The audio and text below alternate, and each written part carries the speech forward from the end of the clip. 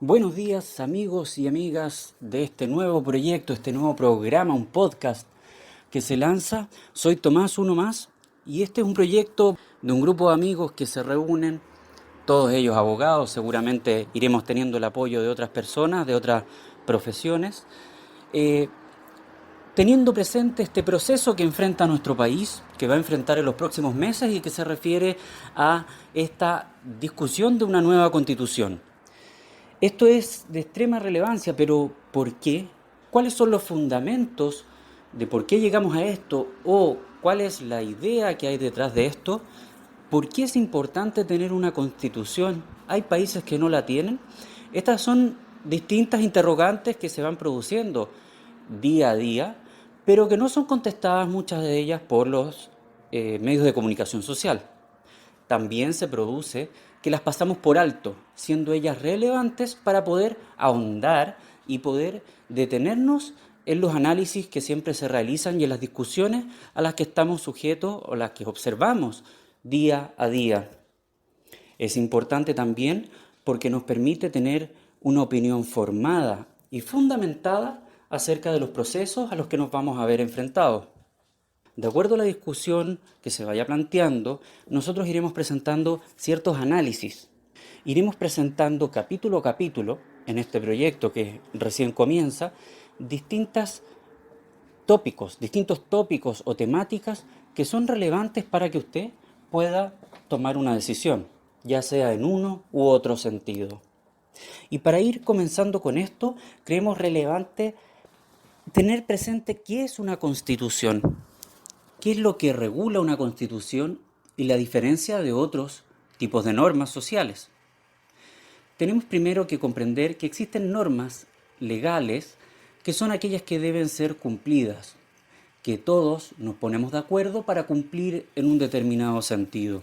Esas son las leyes y que traen muchas veces aparejada una sanción.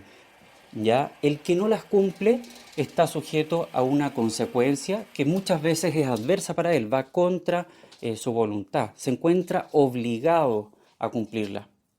Dentro de este esquema tenemos la Constitución que viene a regular y a establecer ciertos derechos mínimos del individuo, de la persona, frente al Estado. Ante este órgano omnipresente, omnipotente que es el Estado, que va a regular o que tiene un poder sobre la comunidad o sobre un determinado país, por ponerlo en términos generales y simples, es el individuo el que debe defenderse frente a este poder enorme que representa el Estado, ya que el Estado, al tener el monopolio, por ejemplo, de las cárceles o al controlar las policías, es fácil que se cometan arbitrariedades y que el mismo Estado que se encuentre regulado no respete las normas y pase sobre ellas. Es así como la Constitución regula y establece derechos del individuo frente al Estado, limitando al Estado en su ejercicio, en el ejercicio de las potestades públicas, de esa fuerza que tiene, ya sea por su dimensión o las mismas facultades que se le van a otorgar por ley. De otra manera, y junto con esto, se establece la orgánica de este Estado. Se establece la orgánica de este Estado. El presidente, si es que va a tener un presidente o un parlamento como fuerza primordial, cuáles son sus poderes, ejecutivo, legislativo, judicial, de qué está encargado cada uno de estos poderes, ¿ya? ¿Cuáles son las materias de ley? O si hay algún organismo que tiene cierta independencia, como podría ser el Ministerio Público con independencia del poder político, de tal forma de que de manera independiente, valga la redundancia, pueda investigar los delitos y esto no quede sujeto a la existencia de un presidente de una u otra tendencia política que pueda perseguir a sus adversarios. Es importante así ir determinando cuáles son estos poderes, cuál es este mínimo necesario y que todas las demás leyes que van a ser dictadas con posterioridad o con anterioridad, todas las leyes vigentes, se sujeten a este esquema general que establece la Constitución. ¿Y por qué esto es así también? Bueno, tenemos que la Constitución, en el caso particular chileno, establece distintos quórums para distintas leyes. ¿Qué significa esto? Básicamente que dependiendo de la materia de una legislación, se van a requerir más votos de parte del Congreso, de la Cámara de Diputados y del Senado para poder aprobar una ley en un determinado sentido. Y esto se hace básicamente por el respeto a las minorías, el respeto a la sociedad, y para que una mayoría circunstancial, como podría ser uno más de la mitad de los diputados, se pusieran de acuerdo y vulneraran los derechos de gran parte de la sociedad. Así, si por ejemplo existe mayoría de derecha en un periodo legislativo y después una mayoría de izquierda, que esto no genere una diferencia tan grande que pasen unos a ser los verdugos de otros y dar cierta estabilidad al sistema. Es así como, existiendo distintos quórums, tiene que existir alguien, otro organismo independiente que venga a verificar que estas normas de quórum establecidas en la Constitución no vengan a vulnerar los mismos derechos de la Constitución. Quizás esto suena un poco enredado, lo iremos dilucidando en los próximos capítulos, pero quédense con esta idea general de que existen distintas leyes, que es la Constitución, la que dice qué materias son reguladas por estos tipos de distintas leyes y que se necesitan distintas mayorías para poder aprobar distintas materias. Y esto todo pensando en que una mayoría circunstancial, una pequeña mayoría del Congreso no pueda modificar todo y pasar y arrasar, por así decirlo, con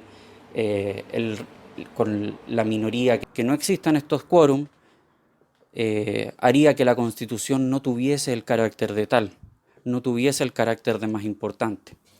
Si yo considero que tiene que haber una carta fundamental, que tiene que haber la norma que es la norma más importante de un Estado, pero después la puedo modificar con cualquier ley y voy a alterar, voy a decir, por ejemplo, que la vida es un derecho esencial, pero luego con una ley voy a permitir el homicidio, lo estoy poniendo en extremo, pero para que se entienda, obviamente estoy vulnerando esa norma y tiene que haber alguien que vaya controlando eso, que vaya diciendo, ¿sabes qué?